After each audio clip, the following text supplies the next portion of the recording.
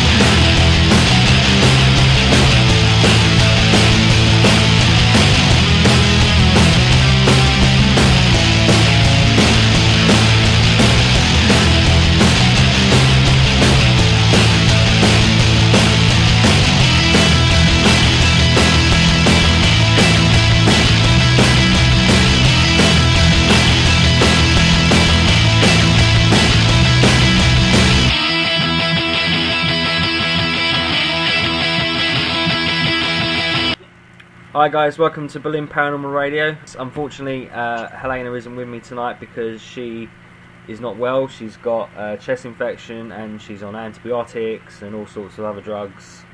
So she's trying to sleep that off.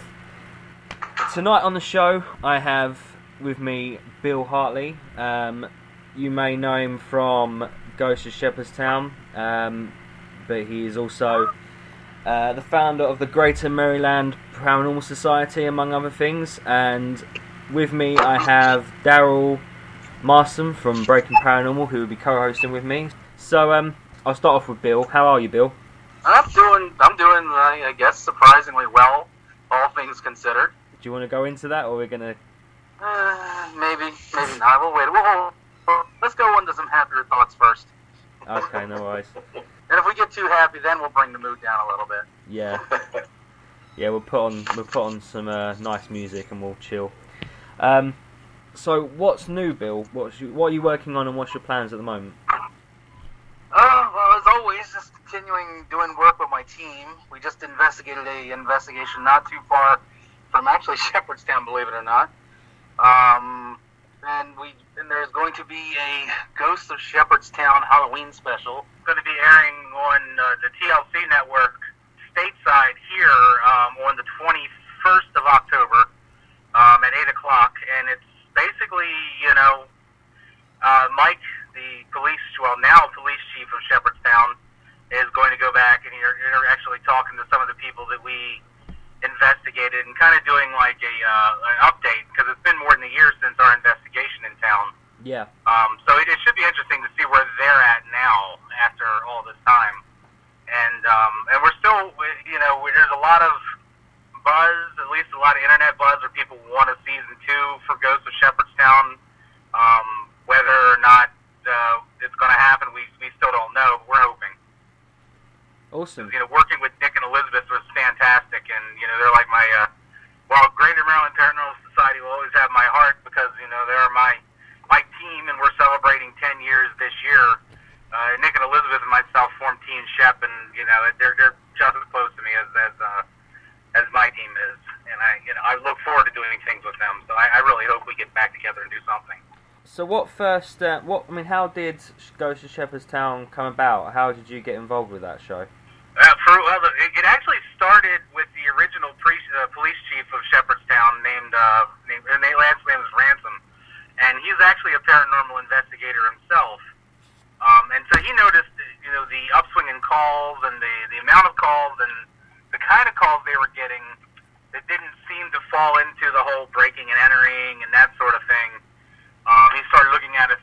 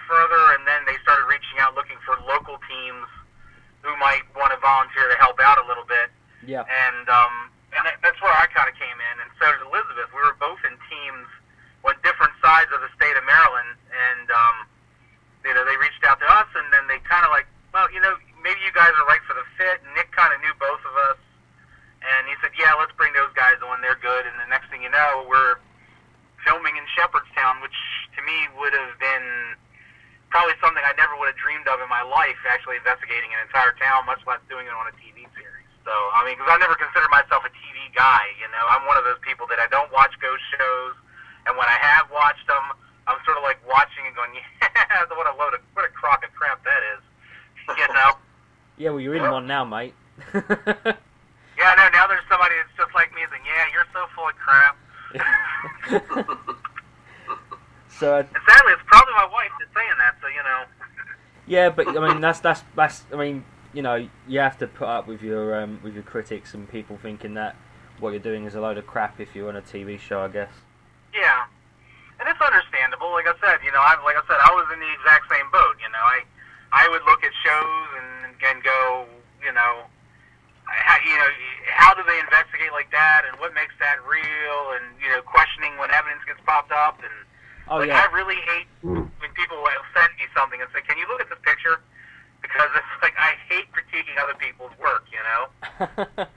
Yeah, well, I found myself to be too critical of other people's work, so I just got to a point where I don't say anything anymore. Yeah, that's probably the best thing, and I've tried to do that. I've actually started doing my own little caption where, like, if someone sends me something and says, can you review it? I'll say, I will review it, but understand that I'm going to review it, you know, critically. Do you want me to do this? Because if not, let's just agree that it is whatever you think it is, and let's move on. I might have to send you a picture we have, actually. Because somehow, like, back in 2010, 2011, Helena, as you know, my wife who runs a team, on her cell phone, caught a picture of a man hanging himself at the Ancient Ram Inn in Gloucestershire. I'm always curious to find what other people in the field think of it, because it's a crazy picture. So, yeah, well then, let you know, I will be overly critical, and if we're good with that... Well, the thing is, the guy looks like Charles. Actually, do you know what? He looks like Daryl, in a way, without a hat on. No hair, long beard. Is that a good thing or a bad thing? Well, he's no hair, long beard. That's what he looks like. So, Daryl, have you got any questions for Bill? No, I hit Bill up a couple weeks ago and trying to get him to go to Hinsdale with me. I'm going to Hinsdale next weekend, so I'm hoping sometime I get to work with Bill. I'm a big fan of his. Well, I appreciate that. I would love to work with you. It's just, since the show has aired, I mean, I have been asked to go to different locations as far as, you know, either Paracons and things of that nature, and it took a great deal of arm twisting from this woman named Heidi out in California to come out to do the Paracon they had at Preston Castle, because I hadn't flown in 20 years, and I vowed that I would never, ever get on a plane again after the last time I flew. Right. And somehow or another, after like 2 or 3 days of back and forth, you should come, I got convinced to go, and I said, first thing I'm going to get is drugs, because I'm not flying straight, you know. And ever since then, I've been getting invites to these different places, and I'm okay with the flying part of it now. It's just, now I'm trying to find time to be able to do everything else. Oh yeah, I understand. Did you say Preston Castle? Preston Castle, yep, the one and only. That's our way, isn't it? I'm so bad with locations. No, believe me, I would know if I was in the UK. No, this was in you said a plane. It's because there's a place over here up north called Preston, so I just assumed it was here. No. Well, you are the land of castles, so I mean, I guess there's a possibility there's a Preston Castle. Yeah, it's confusing the hell out of me. For me. us, it's outside of Sacramento, and it used to be like what was it, like a boys' reformatory? Okay. Yeah. You know, and it rings a bell. It was an interesting place. It really is. They're looking to try to restore the building to what it once was, and so they're doing it through Paracons and letting people ghost hunt in there, and like they've had some of the shows our way go out there, like Ghost Adventures was out there a number of years ago, and that would probably be why I recognise the name. Yep, probably so. Yeah. So you had them out there, and then you had Ghost Asylum was just there this year. And then they brought me out, and I'm like, well, there you go. This is where we're going to close the doors. Oh dear. See, I know you got the Halloween special. Are there any plans to do another series of Ghosts of Shepherdstown like next year? I hope so. I hope so. There's been, besides the fact that there's always been the rumor mills going around about the possibilities of it, there's also been online petitions, which I thought was really interesting. Them just saying, look, Destination America, do another series. And then there was actually a third petition floating around that at one time or another that was like, screw Ghosts of Shepherdstown, just put Bill and Elizabeth on a series together. So, and that was started by me, because, hell with Nick Groff. Hey, Alex, have you seen Ghosts of Shepherdstown? No, I haven't. I don't think it's on the network over here. It honestly, when I started watching it, it's probably the best paranormal show that I've seen in years. It really is. Is it on Netflix or anything like that? Because then I might be able to watch it. No, not yet. I'll find it somewhere. You can get it on stuff like iTunes and stuff like that. That's not me blowing smoke. It was one of the better ones I've seen in a long time. It was well done. So, Daryl, investigations. Daryl, if I knew you were going to be such a kiss ass, I wouldn't have had you on the show. No. I'm being dead serious because it wasn't a lot of like. He's not being such a kiss ass. He's just the right amount of kiss ass. Yeah, that's right. You got to be the right amount. It wasn't all the glitz and glamour you usually see on the shows. That's what I liked about it. It was straightforward. They did real investigations. It wasn't. It was really well done.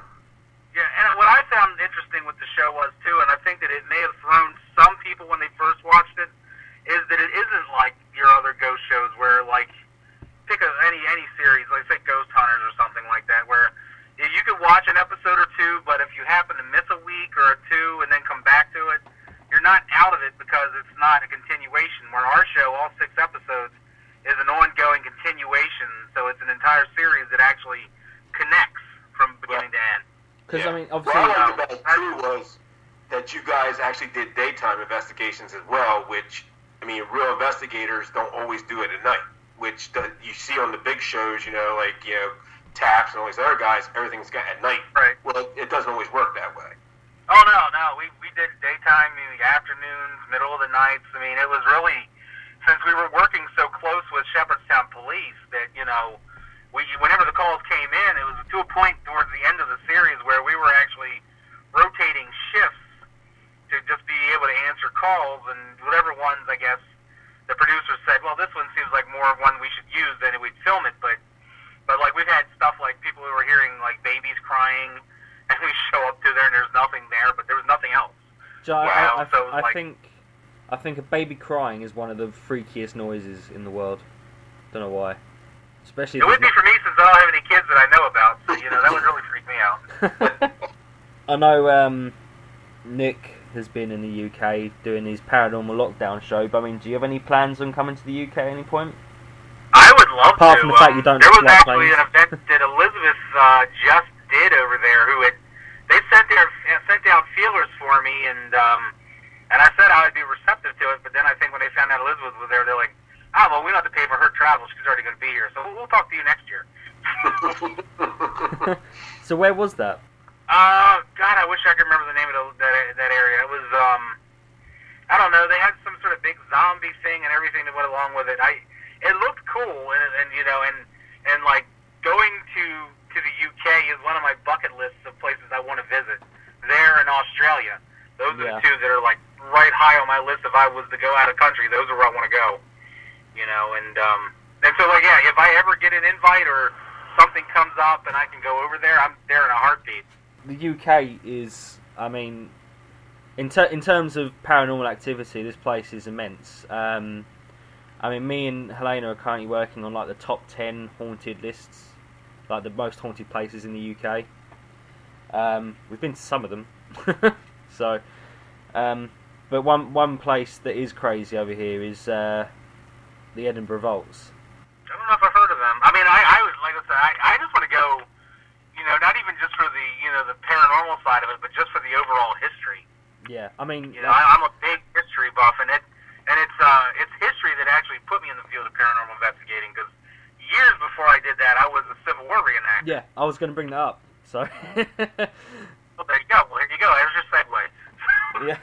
One thing me and Helena always joke about is the fact that our house is older than America. Wow. Yeah, I mean, it's made from straw and horse shit. That's how old it is. It's a Tudor. It's a little Tudor cottage, and it's about 500 years old. Damn. Wow. So I'm gonna come visit you and hang out for a while. Yeah. But yeah, I mean, because I've never been in a shit cottage. No. Luckily, it don't smell. It don't smell. I mean, we've only just got electricity, which we're quite proud of. You know, and That's good. Running water, or are you still shitting in a pail outside? no, I just dig a different hole every week. Well, there you go. That's good. Yeah. I like variety. I mean, but like, yeah, the UK is mental. I mean, we've been to locations where you can track the history back. I mean, probably, you know, Jesus would have been about what, in his mid-40s. It's mental here. Even locations which you don't think there's anything. I mean, we did a Napoleonic fort, and then we found out that they found the remains of like a Roman settlement on the area where the fort was built. So yeah, it is crazy over here, and the history is amazing. Hey, well, we got Gettysburg. You didn't even know what Gettysburg was until I told you a few I knew months what ago. Gettysburg was. I knew it had something to do with the American Civil War. Okay. You want to know something that I found was intriguing, is that the American Civil War reenacting is pretty large over where you're at, too. We did the 140th anniversary of the Battle of Gettysburg, and it had been such a tremendously wet spring and into the summer, and they ended up having to postpone the event till the end of July. But there was a bunch of guys that were coming over from England to reenact here because they wanted to be here when the actual anniversary. Yeah, and I was there's a talking lot to of a guy, and I reenactors said, over they here. do it all the time over there. Yeah, there are a lot of reenactors over here. I mean, one thing that does happen over here a lot is jousting events. I'm sure you know what jousting is. We have the Renaissance Fair here. We see that all the time too. Yeah. And But obviously, then again, we do have a lot of really badly done British accents over here too. So, yeah, you should hear Daryl's. Jesus. In fact, we might play that game later. Let's get you two to do some British accents. But I mean, obviously, we had an English Civil War over here, so right. You know, so we had our own Civil War. You know, just saying. Although, are we comparing Civil Wars now? no, I'm just no. I think we are. I mean, you know. What it felt like. Yeah, but over there you had people dressed in blue and people dressed in grey. So yeah. It's a little more than that. Obviously. All right, we'll go with that. So I mean, while on the subject, Bill, how did you start getting into reenactments? You know, for me, like when I was growing up, my grandmother was a huge history buff, and she lived down in Virginia. So, like every couple weekends, she would pick me up from Baltimore and take me down there for the weekend, and I'd spend time at like Mount Vernon, which was George Washington's home, or the Woodlawn Plantation, and she would take me to the battlefields at Bull Run, and you know, we then eventually Gettysburg, and I fell in love with history through her. Mm-hmm. And then I think when I was about probably 11 or 12, we went to our very first Civil War encampment, and I loved that so much that I wanted to be a reenactor then and there. But my main goal was I wanted to tear across the field with that gun, and they're like, no, you're going to have to play a drum until you're about 18. And I'm like, yeah, screw off then, I'm not doing this. And then a few years later, puberty hit, and it wasn't the musket I was thinking about, but another gun that I wanted to tear across fields with.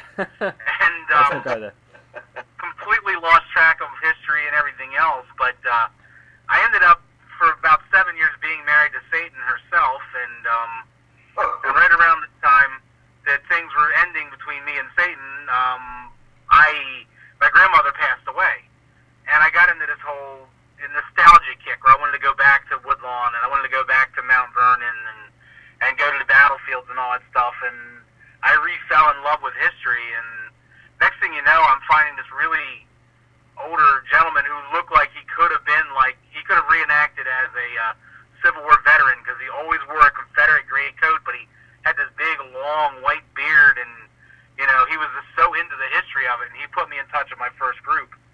And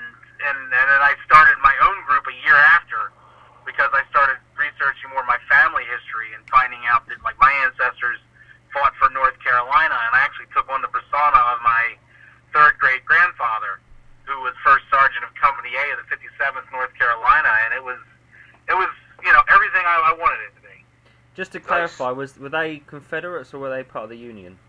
Confederate. Okay, because I mean, you say North Carolina, but I'm assuming was that just above Florida? I think there was a hurricane there recently, right? Yeah, it's in the south. Yes, it was. Yeah, I'm not too good with. I mean, I always forget where Daryl lives. Delaware. Yeah, Delaware. Yeah. That's somewhere. See, I know you've been to about Ohio. an hour underneath a bill. Yeah, I know you've been to Ohio. I know you've been to Kentucky, but I don't know where you live. Yeah, I travel everywhere.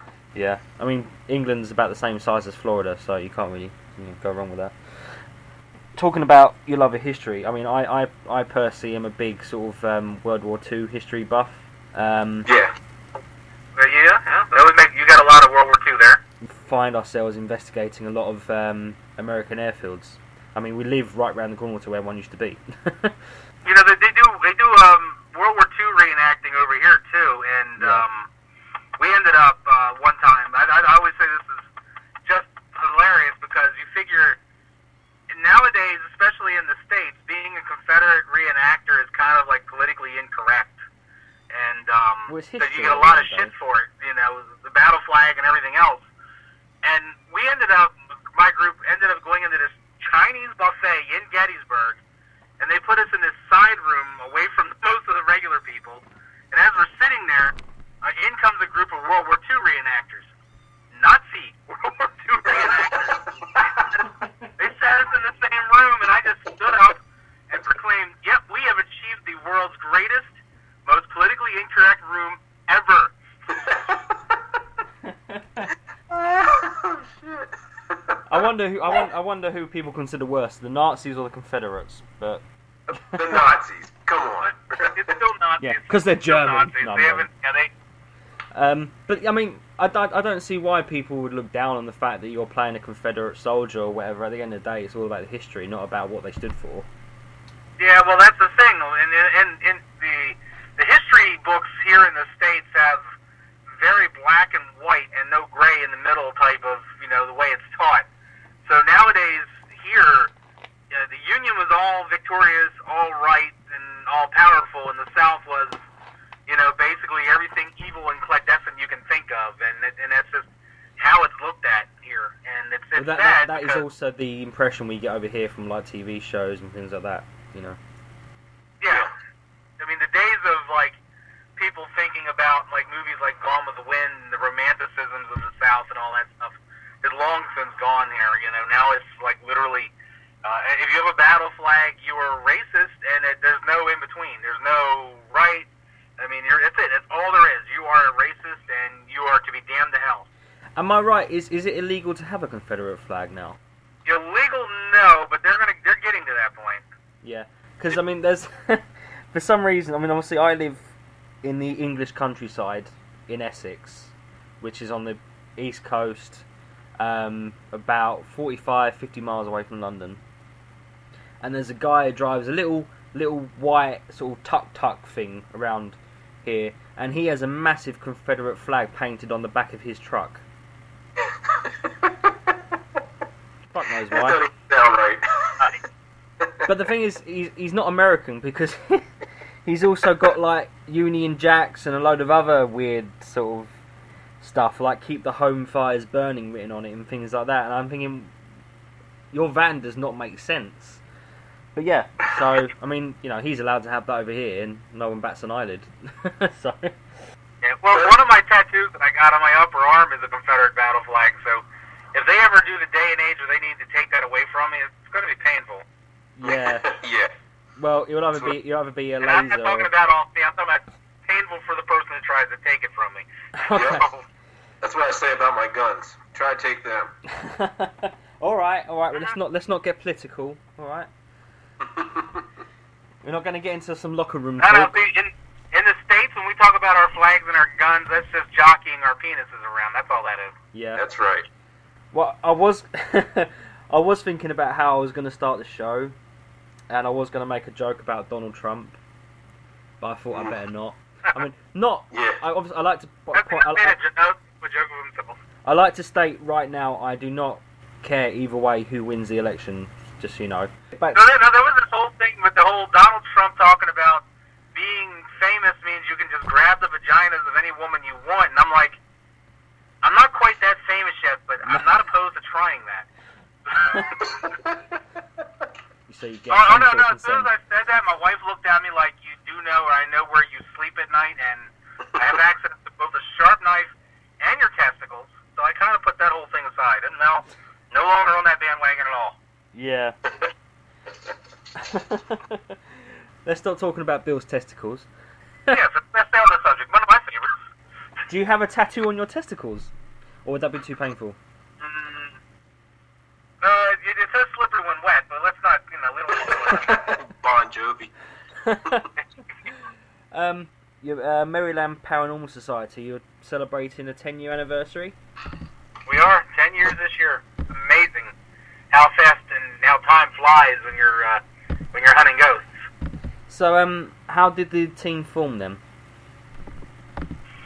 Actually, it kind of stemmed from my reenactment years, because I had started, growing up in Baltimore here, I had activity in my house, so I was always kind of around it, so like the fears of being in the basement were always there. Seeing an apparition of a tall, thin, bald man was kind of part of my entire life up until I was about 17, 18 years old. And then leaving that house, being married to Satan, I didn't have any paranormal activity, but after I got away from Satan and out of her protective bubble of hell, I got touched at when I had my grandmother's wake. When I started getting interested in the Civil War, I had an experience in Gettysburg, of all places, where I saw a Union officer that was there until you could get a closer look and you realize you could see through him. And then I ended up, a couple years into my reenacting years, going to this place in West Virginia where the house had so much activity that, like, you couldn't go upstairs because there was a woman specter up there that would throw you down the steps if you were not accompanied by family. There were playful kids in one room that actually one of my reenactment buddies actually said, "Spirits, can I take your picture?" And the camera got knocked out of its hand by unseen hands, and it hit against the wall and broke. That's how hard it got hit. I'd be pissed. And yeah, and I think he tried to like take it and get the warranty on it because he just bought the camera, and I think he tried to explain that a ghost broke it, and it kind of Yeah. So, and with that, I learned the term for the very first time, ghost hunter, because these group of people came out to film us and scan us and do this stuff around us in the middle of the night, in the middle of a cornfield in West Virginia, shooting off our guns. Fortunately, it's West Virginia; no one noticed. But Careful, I've got friends in West Virginia.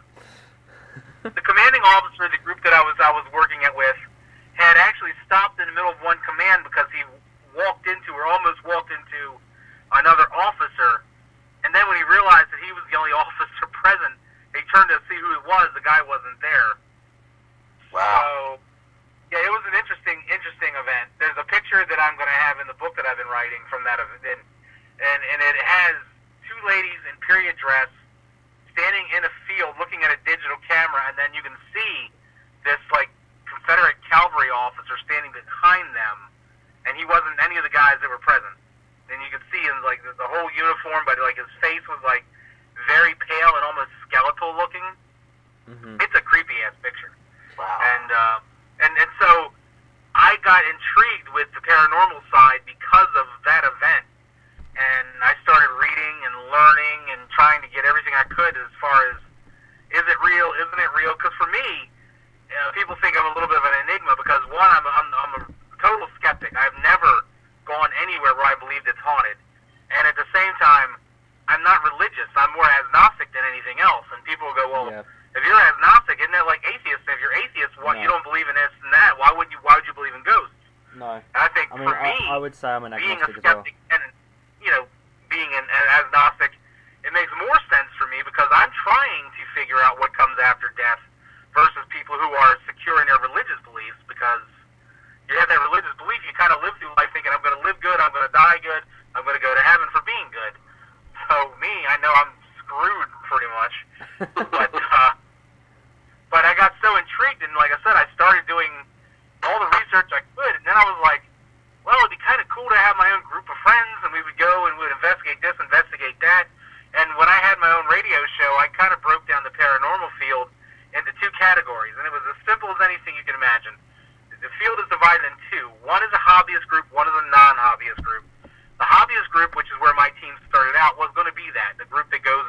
cemeteries, or pays to investigate locations, or, you know, that sort of thing. And it was all for shits and giggles, and it wasn't really benefiting anybody, but just for us to do what we got to do. And then I started meeting these great people who, some are still core members of my team today, and we were talking about the paranormal and everything else, and then it dawned on me that it literally, 17 years of my life, I thought there was something wrong with me because I'm seeing this tall, thin, bald guy growing up, and the weird feelings I got in the basement and everything else. And it was when I was 17 years old, I found out that a person that matched that description had killed himself in my house. Right, okay. I was about to ask if you ever know? found out any more information about the tall, thin guy. Exactly. Yeah. And I knew his name and everything after speaking to someone who lived in my neighborhood. So I started thinking about it, and I'm like, well, it took me this long to know that there wasn't something wrong with me, and that I wasn't, you know, mentally deficient or inheriting my mother's hippie flashbacks. You know, that this was actually had happened to me. That I turned my team and made it a non-hobbyist group where we don't investigate cemeteries, abandoned buildings. We don't do shit and giggle investigations. We're on call, and our only goal, our only desire is to help others who are going through paranormal incidences that they can't explain. Exactly. That's nice. Yeah. I mean, I personally, I mean, whenever we've done a residential case, we've never ever charged for it. In fact, we've actually given them some of our own equipment, etc., to sort of help them deal with the situation they're in. And I hear so many cases where people have charged petrol, hotel money, food money, and stuff, and they've turned up at the location and said, "Sorry, say if it was a psychic, say sorry, my spirit guide's telling me not to go in here, so I can't do anything about it," and then they leave, or a team goes in, makes the situation worse, then leaves. So. Yeah, I had worse than that. The first year I started my team, and we were actually doing the whole, not charging anybody, doing the investigation thing. I got invited to go to this ghost conference, and I went, and it was because it was in Gettysburg, and I was invited. I didn't have to pay to go. I agreed to go, and I went in my uniform, my Confederate uniform, versus going in my normal clothes. I didn't identify myself as a paranormal investigator. People thought I was just part of the background scenery, which was great, because I got to hear people talk and listen to them thump their chests about how they're the greatest team that's ever come around the bend. And I'm just thinking, what a bunch of assholes, you know? Oh, and then there was this one team that I heard of who was not only charging, now get this, they had a little shtick. They would charge about $350, $400 to come to the house to do an investigation. They would do a quick sweep with an EMF detector, and then they would say, well, this is the room that has the vortex. And they would close the room off the best they could, and they would turn on, and I said, no, I'm not shitting you, a, party smoke machine. And it would get the room all smoky, and it would be all clouded and foggy, and then they would start saying, well, look, you'll see swirls in this fog, and that's your specters moving through, and this, that, and the other. And then people buy into it because, yeah, obviously you're going to see swirls in the smoke, right? Right. And so they said, okay, we're now going to collect the ghosts, and they would take out another machine, which essentially was just an air purifier, which sucked all the smoke back out. I was going to ask you if it was a vacuum cleaner. Caught the ghost. Thank you for your time. Thank you for your money. And if you have any more instances, give us a call, and we'll come back and do it at half price for you. Oh my God. I mean, I do feel sorry for these people, but that is kind of hilarious at the same time. That's horrible. It's sad. It is sad. It's so sad. Yeah, it's a shame that they didn't take out a vacuum cleaner to get rid of the smoke. That would have been genius. Would have been awesome. They could decide it as they could disguise it as a photon pack from Ghostbusters. See, they should have had me on the team. You have that. But can you imagine them trying to do it with like a Dyson ball? Got it. They'll have to get someone to hold one end. Exactly. According to Destination America on the website, you were considered the tech expert on Ghosts of Sheperdstown. Yeah, I guess that's what they wanted to call me. Yeah. I think that when they were actually trying to decide how they were going to label us, because for some reason every show needs to have a label for each person on the team. Nick was obviously going to be known as the world exploring paranormal investigator, so okay, yeah, he's got that. And then Elizabeth, who, while she has a degree in electroengineering and is designing paranormal equipment, they wanted to utilize the fact that she was a sensitive as well, so she was labeled a paranormal sensitive, and then I had the most equipment. I brought all the equipment and the ambo. The only thing that Elizabeth brought was, like, I think a REM pod and a millimeter, and Nick brought a voice recorder. So I had all the rest of the stuff. So I guess they just say, we'll call you Tech Guru because you've got more tech with you than anybody else. So what... Alright then, but what is your favourite piece of equipment that you've got or have used? I love voice recorders. I don't know what it is about a voice recorder, but I love doing EVP work, and I love dropping voice recorders and let them roll for hours and then come back and get them, because it seems like it is the hands down the easiest way to collect evidence. Cameras are good if you're lucky. Video is like next to impossible, so I think I like that the most. Yeah. Then I'll go into something like an EMF detector just because they look cool. I mean, we I carry clothes in my vest, so Oh yeah, Daryl told me we should get a vest. I got a vest. Yeah, we need to get one too. The vest thing, yeah. The thing, if you ever watch the show, you'll notice that, like, if I'm not in an equipment vest, I'm in a leather vest of some sort, and if I'm always in a hat of some sort, and it's because first episode filmed, and the network's remarks to the producers was that we love Bill in these vests, so make sure he's always in a vest and a hat. That's producers. My whole thought was, well, screw me. Sooner or later, they're going to do a shower scene, and I'm going to be in there with wearing a hat and a vest only. You see, I'm definitely tuning in for that. Got to. And then you get to play. How many episodes was I pantless? I mean, it depends how desperate the producers might get. They might get you and Nick in the shower to wash each other. There you go. Anything's possible. Sweet, get my back. Oh, I can't get the image out of my head now. Right. Hey, look what you do with that image when we're off here. It's up to you, man. I can't help you. What I do in my private time is my private time. All right. So, exactly. I mean, Daryl, do you have anything you'd like to ask Bill? Well, I mean, Bill, you said you're really big into the whole Civil War reenactment and stuff like that. You ever done Fort Delaware or any place like that? No. As far north as I've gone as reenactments has been like, Gettysburg and Hanover, and then of course everything along here in Maryland and in Virginia. I've never gone up to Delaware. I would love to. Yeah, I mean, I don't even reenact it. Yeah. It's an awesome investigation. They do a lot of cool stuff over there. I mean, I've investigated it probably like 7 or 8 times, and it's just it's one of those places that just draws you in. You don't want to leave it. You always want to go back to it. And we all have that kind of place.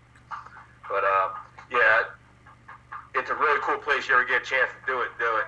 Well, they do paracons and stuff like that there, right? Yeah. I mean, they do you can do investigations there if you're willing to pay. You can do it every night. I mean, you're talking $2,500 a night. But they do a Halloween thing where you can go and pay like $35, $40 and do like a 4-hour investigation with the team that's there. It's pretty cool. It's a good place. I love Gettysburg. I go there all the time, at least 2 or 3 times a year. I stay at the Cash Town. I love the Cash Town Inn. Town Inn used to be so much easier to get into until Ghost Hunters went there, and then they realized, hey, wait a minute, we need to cash in, and the money. Do you know we have the exact same problem over here. As soon as Most Haunted went to the location, price went up. Or they didn't want people going there at all after Most Haunted went there. Don't know why, but yeah. Well, over here, but they're smart. They cash in on it quick when they get showed it there. Yeah, you know what I'm thinking about? I think Most Haunted was the first ghost show I ever watched. Yeah, because they started in 2003, I think. Sure. Somehow or another, I just was flipping through one day, and I wasn't even home. I think at the time I was married to Satan, and I was at the in-laws' house, and it just caught my eye, and I was like, well, this is interesting. Technically, if you're around the in-laws of Satan, surely that's God, right? Because wasn't God like Satan's dad or something? I don't know. And not in this case. I think I'm just basing that on the TV show Lucifer. But yeah. So there you go. I mean, Lucifer you watch, but you've never seen my show. I understand. Lucifer's on Amazon Prime. Well, there you go. Actually shows Ghosts of Shepherdstown. Is it? Well, there you go. Now I have a place where I can watch it, and I will be watching it. I should have watched it before I interviewed you. I feel kind of disrespectful for the fact that I haven't. It's No, just... that's okay. You should have watched some of my videos on RedTube. You would have been okay then too. Oh dear. Is that the shower scene by any chance? I'm trying to perfect the most best way of doing what I call Donald Duck investigations. Oh, just a shirt. Yeah, just a shirt, no pants. Sorry, just a vest. Yep, I'm actually gonna call the show Ass Out Paranormal. I'm gonna do one bet. I'm gonna do ass and titties. There you go. I don't possess those, but I don't mind looking at them. Hang on, I've got titties. I've got moobs. Come on. All right, so I'm a big guy. I've got no problem with that. So, do you have any plans for any more reenactments coming up, or? No, I stopped reenacting a number of years ago. I think the only thing I have left is my last uniform, and at the time when I quit reenacting, I was over 500 pounds. So the uniform now doesn't quite fit me as well as it used to. I have to admit, I actually think the Confederate uniform looks a lot better than the Union one. I agree. Because I actually have a long grey. Problem looking at that blue uniform because it always makes my trigger finger very itchy. I mean, I say that because I actually have a long grey coat. So, in terms of investigations, I mean, do you have anything planned for the rest of the year, or? Well, let's see. We just finished a private home investigation, which we're still doing all the evidence processing now. I'm going to be doing a Paracon in Denver, Colorado in November with the one and only Elizabeth Saint from Ghosts of Shepherdstown. And then January I'll be in a California event, and then February I'll be in a Texas event. So, I mean, I'm kind of all across the board, and God help us if they decide they want to do Season 2 of GOS, because I honestly don't know when I'll have time to do anything at all, except for ghost hunt and wear that vest and look sexy as I do. Ain't nothing wrong with that, man. Yeah. Has Nick ever invited you to join him on Paranormal Lockdown? Yeah. No, he hasn't. No. That bastard. Yeah. Well, I douche. figured, him and Katrina, they don't want me to step in and just be sexy for the show. No. Yeah. I figured they're going to take care of themselves. I don't want to step in and be the pretty one for them. Don't they realise how much the ratings will go up if you were on there in nothing but your vest and your hat? That's very true. I mean, they should cash in on that. Go in there with my vest and my hat and do my version of a helicopter. You believe me, I can do it. Do your meat swing. It's right. Feel the breeze? Hold on, let me twist that for you. But Elizabeth actually was, she was supposed to be on an episode of Season 1, but that was before GOS had aired, and the producers of that show decided that since she was would be a kind of an unknown at that point, that they didn't let her part stay. But her device, one of the devices that she made, which she calls the E-Box, did make it on the show, and he did mention her name. But what I always found fascinating, I think you guys will like it too, was originally the device had no name, and Nick or somebody came up with the idea of calling it Elizabeth's Box. Oh, cool. And yeah, Elizabeth's Box. I mean, so then it was, fortunately, Katrina Watkins said, "Guys, you're stupid. You don't want to air something that's called Elizabeth's Box on TV." Yeah, you don't want to film. Yeah, that don't sound politically correct. Yeah, you don't want to film a TV. You don't want to film an episode of a TV series where you're playing with Elizabeth's Box on air. That's just the E-Box. Yep. The E-Box. Yeah. So yeah, but I can't say anything really negative about Nick or Elizabeth. They're both fantastic people, but Elizabeth really earns the name Saint for putting up with me, because she does a lot of stuff with with me since the show aired. Like, we were doing live Q&As on YouTube 2 days after each show would air and stuff like that. And just to show how that she's probably going to kill me eventually, we did a thing, me and actually Mike from Ghosts of Sheperdstown, the police chief, did a interview with Dead X Radio, and Elizabeth had just done an interview with them a couple days before, and we knew that she would be listening, so I started making fun of the fact that, one, Elizabeth is a hardcore vegan, and two, I started saying that the reason when you saw the ambulance in the cutaway scenes of the show with all the doors open, it wasn't because we were trying to let the summer air in, but because we were trying to air out Elizabeth's bean farts. Yeah, I heard that. But it became her hashtag. Yeah, me and Helena used to be vegetarians. Yeah, she's known as bean parts because of me. I admit it. I know that sooner or later I'm going to get hit over the back of the head, Negan style, for it. Negan, oh yeah. Oh, I just got that. Yeah. Later. I can't wait till The Walking Dead starts again. Just thought I'd bring that out right now. Yeah, I think we're all in anticipation of that. I know this has nothing to do with you, Bill. Sorry, but do either of you two think Negan looks like Freddie Mercury? Who looks like Freddie? Negan. On The Walking Dead. Maybe he feels like a much older Freddie Mercury. Maybe. It's the teeth and the facial hair. But yeah, he does. I guess I could see it. I always believed that Sacha Baron Cohen looked a lot like Freddie. I think actually, now you mention it, I think he was actually meant to be playing Freddie Mercury in a film based around his life, but I think that all fell through. So well, yeah, because he wanted it to be like a true story about Freddie Mercury, and then I think producers wanted to turn it into more of a Queen story or something along those lines. I mean, Don't get me wrong, I am a diehard Freddie Mercury fan. My one cat is named Freddie Mercury after him. So, I'm big on Queen, big on the Beatles. Like I said, I'm big on England. I'm going to have to go over there one day. And we would love to have you and Daryl here. In fact, whenever... Oh, you don't want us both there at the same time. I can cope. Yeah, shut the country down.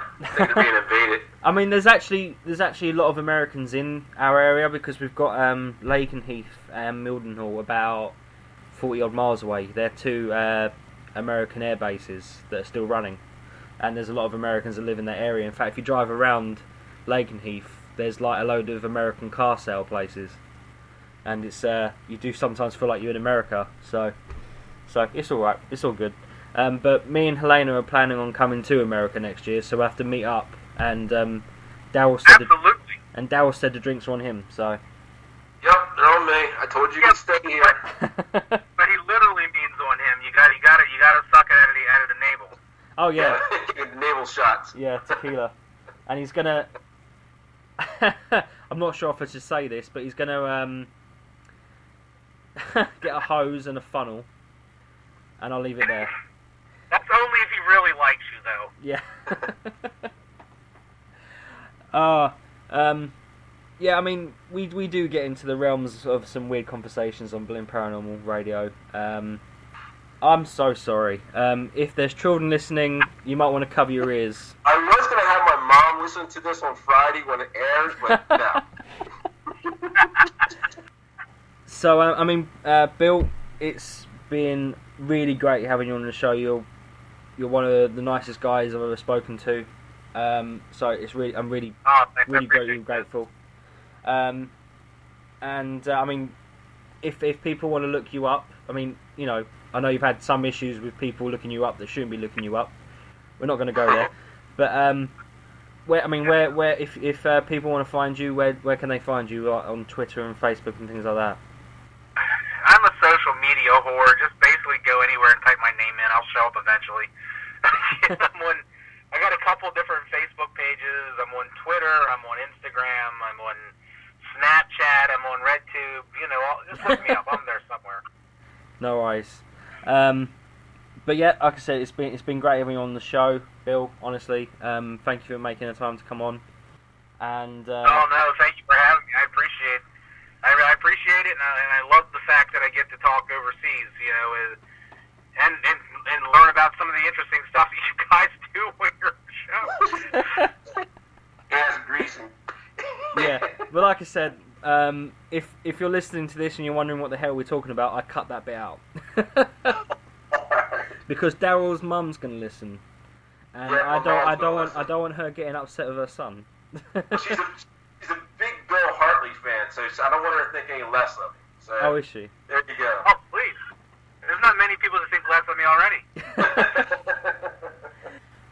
Well, Bill, honestly, it's been great having you on, and I wish you all the luck in the future of any endeavour that you go on. I hope there's a new series of Ghosts of Shepherdstown, because I'm going to watch the current one, and I hope there's going to be another one, because I'm going to want more. So, get on the phone I to hope you Nick. enjoy it. Like I said, it was a unique experience. Yeah, we'll get on the phone to Being Nick and tell him there has to be another season. Like myself, who's a skeptic, you know. Being a skeptic as I am, when they say you're going to go investigate an entire haunted town, I'm like, okay, sure we are. I feel you. Anyway, thank you so much for being on the show. Daryl, thank you for co-hosting with me. And No, not a problem. Helena, get well soon. I mean, I know you're upstairs. I mean, she's probably pissed off because I'm being loud. But yeah, so she's not well. Yeah. So thanks for coming on the show, guys. Thank you. And Let's do this every day. and if I've offended anyone, I apologise. And so does Bill, and so does Daryl. No, I don't. No. I'll put it this way: if I've offended anyone, I'm sorry. And as consolation prize, you can pick any of my pink body parts and enjoy it. That's Lovely, American and for you. I'm gonna end the show there. There you go.